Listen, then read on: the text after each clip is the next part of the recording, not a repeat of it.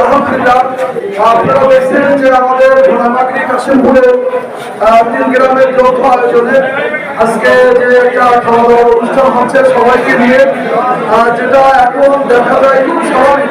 মানুষের মাঝে ভ্রাতৃত্ব বোধ নেই, পারিবারিক বন্ধন নেই, ভাই ভাইতে বাড়াবাড়ি, পাড়া প্রতিবেশী বাড়াবাড়ি, দাঙ্গা হান্ডা লেগেই থাকে।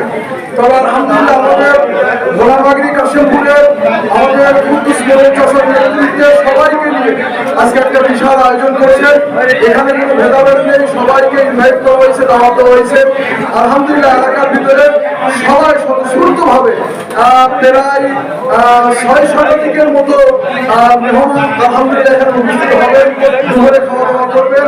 একটা ভ্রাতৃত্ব বন্ধন আমাদের কুদ্দুস চাচা সামনে আছেন, চাচা আমাদের 1 মিনিট, আমাদের কুদ্দুস চাচা আলহামদুলিল্লাহ উনি খুব পরিশ্রম করে মানুষকে কিভাবে একতা রাখা যায়, একতা কিভাবে রাখা যায় সে চেষ্টা করছে। আমাদের কালীগঞ্জ থানা, কালীগঞ্জ উপজেলার প্রায় ইউনিয়ন থেকে অসংখ্য অগণিত গুণীজনরা এসেছেন। এখানে চেয়ারম্যান সাহেব,